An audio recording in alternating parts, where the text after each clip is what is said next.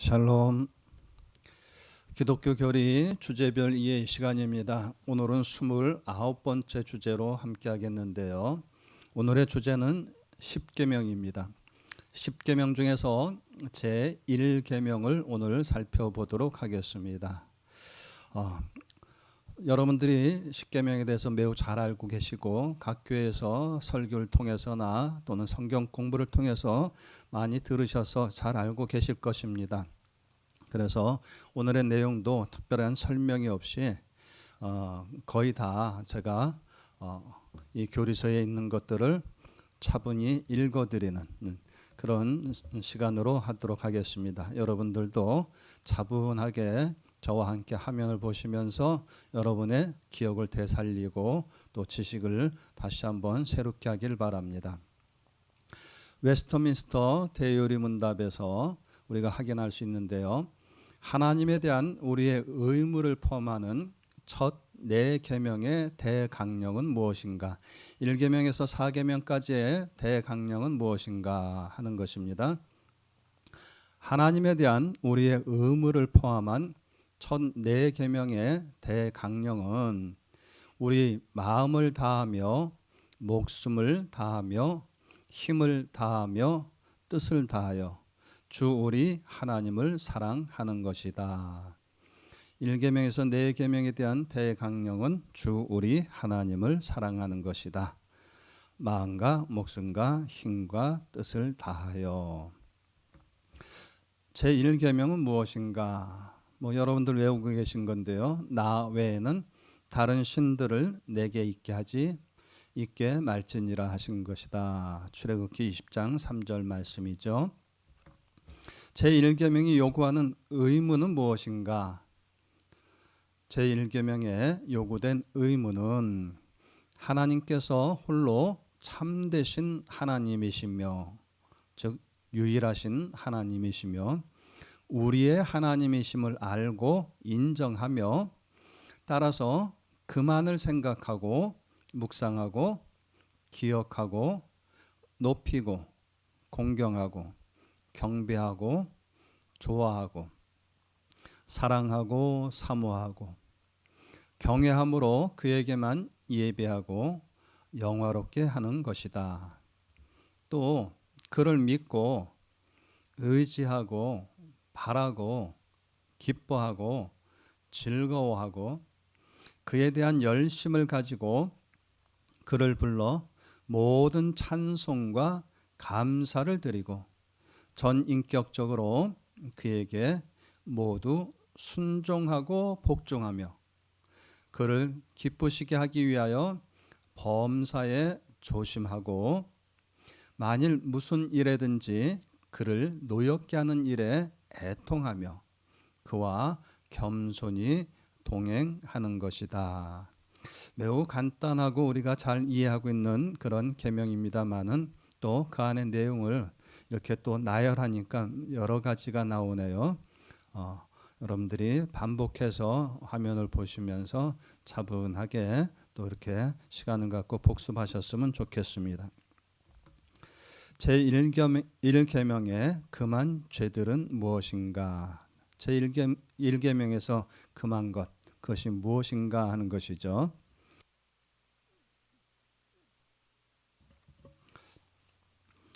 일계명의 금한 죄들은 다음과 같다. 하나님을 부인하거나 모시지 않는 무신론. 두 번째, 참 하나님 대신 다른 신들을 섬기는 우상 숭배. 이것을 금지하고 있다. 세 번째, 여호와를 하나님으로 섬기며 고백하지 않는 것. 1번 한과 거의 같은 내용이죠. 여호와를 하나님으로 섬기며 고백하지 않는 것.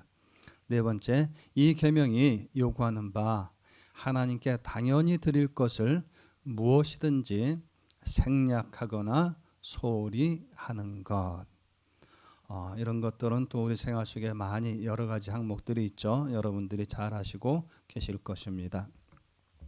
다섯 번째, 그를 모르고 잊어버리고 오해하고 그릇된 의견을 가지며 하나님께 합당치 않는 악의로 그를 생각하는 것. 하나님을 잊어버리고 오해하고 그릇된 의견을 가지고 이런 경우들은요, 우리가 평안하고 자기가 원하는 그러한 삶들이 펼쳐질 때는 이런 것에 대한 염려가 별로 없을 것 같아요. 그러나 고난이 오고 감당하기 어려운 시련과 역경이 있거나 할 때 많은 분들이 하나님에 대해서 오해하거나, 왜 내가 뭘 잘못했길래, 내가 10의 1조를 안 드렸나, 주일 성수를 안 했나, 내가 새벽 기도를 빠졌나, 내가 뭘 안 했나, 다 했는데 왜 하나님께서는 내게 이렇게. 그래서 하나님에 대해서 오해와 그릇된 의견, 때로는 여러 고난이 오거나 힘들 때는 아예 하나님을 잊어버리고 그 고난에 몰두하는 경우가 있겠죠. 네. 여섯 번째, 하나님의 비밀을 무모하게 호기심을 가지고 탐구하는 것. 성경에서 우리가 하나님에 대해서 알 수 있는 부분까지만 우리가 확인하면 될 텐데, 무모한 호기심을 가지고 그 이상 탐구하고, 그래서 뭐 하나님이 계신 곳이 어딘가, 뭐 11천층이다, 뭐다, 뭐 이렇게 뭐 11차원의 세계다, 또는 뭐 여러 가지 이야기들 하는데 그것은 금하고 있는 것이다 하는 거죠. 일곱 번째, 신성모독과 하나님을 미워하는 것. 여덟 번째, 자기를 사랑하고 자기를 추구하며 지정의를 과도하고 무절제하게 다른 모든 일에 몰입케 하여 하나님에게서 전체적으로 또는 부분적으로 떠나게 하는 것. 자기 자아 추구 등을 이야기하고 있습니다. 아홉 번째, 허망한 맹신, 불신앙, 이단, 사이비 신앙, 의혹, 절망, 완고함, 심판을 받으면서도 무감각하여 돌같이 굳은 마음, 교만, 주제넘음, 육신의 방심, 하나님을 시험하는 것. 나 외에는 다른 신을 내게 있게 하지 말지니라는 이 일계명 매우 간단해 보입니다만은 지금까지 벌써 9개 항목으로 우리가 그 계명에서 그 많은 죄에 대해서 살피고 있는데, 여러 가지가 많이 들어있죠. 아직도 더 있습니다. 더 보죠. 10번째입니다.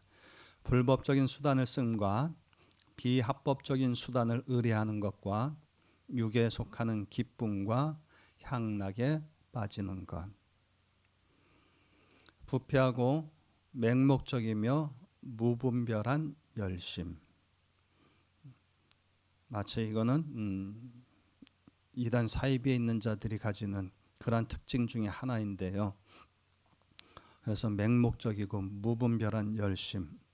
부패하다는 것은 자기의 욕심을 따라, 자기의 정욕을 따라서 뭔가 자기의 소원을 이루고자 하는 그런 마음으로 시작하는 열심. 그래서 부패하다 하는 것이죠. 12번째, 미지근하여 하나님의 일에 대하여 무감각함. 11번째와 12번째는 반대적인 상황인데요. 미지근하여서 하나님의 일에 대하여 무감각함. 계시록에도 이런 교회에 대해서는 경고하신 것이 있죠. 13번째, 하나님에게서 멀어짐과 배교하는 것. 14번째, 성도들이나 천사들 혹은 다른 어떤 피조물에게 기도하든지 종교적 예배를 드리는 것. 성인 숭배하고 하는 것이죠. 이건 로마 가톨릭에 대해서 이야기했던 부분에서 여러분들이 잘 알고 계신 항목입니다. 15번째 항목입니다. 마귀와 의논하며 그의 암시에 귀를 기울이는 것. 16번째, 사람들을 우리의 신앙과 양심의 주로 삼는 것. 사람을 우리의 신앙과 양심의 주로 삼는 것. 고린도 교회 같은 현상이 나타나다가 심화되어지면은 이런 16번째 경고하고 있는 이런 죄를 범할 수 있는 것이죠.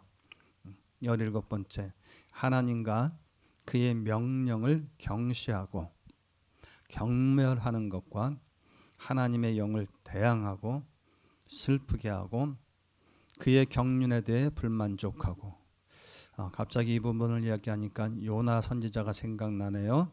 하나님의 명령을 경시 경멸, 하나님의 영을 대항하고 하나님을 슬프게 하고 그의 경륜에 대해 불만족하고 이방 민족을 구원하시고자 하는 하나님의 경륜에 대해서 불만족하여서 요나 선지자 그렇게 행위했죠. 계속 봅니다. 참지 못하며 우리에게 주신 재난에 대하여 어리석게 하나님을 원망하는 것. 하나님이 계신데 왜 우리가 이런 고통을 당합니까? 우리에게 주신 재난에 대해서 하나님을 원망하는 것. 18번째 마지막입니다. 우리들의 됨됨이나 소유나 능히 할 수 있는 어떤 선에 대한 칭송을 행운, 우상, 우리 자신 또는 어떤 다른 피조물에게 돌리는 것이다. 이와 같이 제1계명에서 금하는 죄의 18가지 항목으로 살펴보았습니다. 이렇게 한번 여러분들이 지금 쓱 보고 다 아셨다 이야기하기가 힘들 거예요. 2번, 3번 살펴보면서 자기 자신의 삶과 한번 비교해보고 항목에 대해서 본인들이 한번 하나하나 묵상해보는 거 중요할 것 같아요. 필요하면 여러분들은 그 유튜브로 시청하시니까는요, 화면을 정지 화면으로 놓고 그 항목들을 차분하게 다시 한번 시간을 갖고 보는 것이 필요하지 않을까 생각합니다. 5번 항입니다. 제1계명에 있는 나 외에는 이라는 말에서 우리는 특별히 무엇을 가르침 받는가? 제1계명에 있는 나 외에는 혹은 내 앞에서라는 말은 나 외라는 이 문장이 내 앞에서라고도 번역할 수 있다는 것이죠. 그래서 두 가지를 이야기합니다. 이 말은 만물을 보고 계신 하나님께서 어떤 다른 신을 두는 죄를 특별히 주목하시고 불쾌하게 여기신다는 것을 가르친다. 이것은 이 죄를 범하지 못하게 막으며 가장 파렴치한 격동으로 중대하게 보여줄 뿐 아니라 또한 우리가 주를 섬기는 일에 무엇을 하든지 그의 목전에서 하는 것처럼 행하게 하는 논거가 될 것이다. 나 외에는 이 말에는 하나님 외에 다른 어떤 신을 두는 것에 대해서 하나님이 특별히 주목하고 불쾌하게 여기신다 하는 것이고요. 또 두 번째 큰 의미로는 우리가 행하는 모든 것을 하나님 목전에서 행하는 것처럼 그렇게 의식하고 행하여야 한다는 것에 대해서 두 가지 큰 의미를 부여한다 하는 것을 확인할 수 있습니다. 제1계명에서 하나님이 요구하시는 것은 무엇입니까? 이제 하이델베르크 요리 문답을 통해서 이제 정리하는 입장에서 6번 항을 살펴보는데요. 나의 영혼이 구원을 바라는 만큼 나는 모든 우상 숭배와 마술과 미신적인 제사를 피하고 성자들이나 피조물들에게 기도하는 것을 피하고 버려야 합니다. 요즘 뉴스를 통해서 유명하신 분들 이런 우상 숭배, 미신적인 제사, 심지어는 하나님을 믿는다고 온 세상에 구원한 사람도 미신적인 제사를 드리고 또 관상을 보러 가서 내가 큰 인물이 되겠느냐 어쩌느냐 살펴보기도 했다는데요. 1계명은 하나님의 백성들에게 엄격하게 이것을 금하고 있다는 것 다시 한번 확인합니다. 계속 보죠. 그리고 유일하신 참 하나님만을 올바르게 인정하고 신뢰하며 겸손과 인내심을 가지고 모든 선을 받기를 원하며 나의 온 마음을 가지고 하나님을 사랑하고 두려워하며 존경하는 것입니다. 간단히 말해서 무슨 일이든지 하나님의 뜻을 거스르는 일이라면 결단코 행하지 않는 것입니다. 1계명이 요구하는 것이 무엇이냐 지금 정리해서 이렇게 나오고 있는데요. 우상 숭배와 마술, 미신적인 제사 이런 것들 피하고 버려야 한다는 것, 그리고 유일하신 하나님만을 인정하고 신뢰하고 그분만을 온 마음을 다해서 사랑하고 두려워하고 존경해야 한다. 한마디로 말하면 하나님의 뜻을 거스르는 일이라면 결단코 행하지 않는 것이다 라고 하이델베르크 요리문답이 정리합니다. 마지막 항목인데요. 우상숭배란 무엇입니까? 우상숭배란 자신의 말씀을 통하여 자신을 계시하신 유일하고 참되신 하나님 대신 하나님과 동등하게 그 무엇을 신뢰하거나 만들어 소유하는 일입니다. 하나님이 아닌 다른 어떤 존재를 하나님과 동등하게 신뢰하고 또 소유하고 하는 행위들을 우상 숭배라 이야기하고 있습니다. 그래서 가장 큰 우상 숭배 중에 하나가 또한 돈을 사랑함이 아닌가 싶은 생각도 드네요. 오늘 1계명에 대해서만 이렇게 짧은 시간 말씀드렸고요. 제 설명은 거의 없이 우리 요리문답에 있는 것만 여러분들과 함께 확인하였습니다. 거듭 말씀드리지만 매우 당연하고 쉬워 보이는 항목입니다만은 두 번, 세 번 차분하게 우리가 이 항목들을 살펴보면서 1계명에 대해서 다시 한번 잘 정리하는 것이 필요하리라 생각합니다.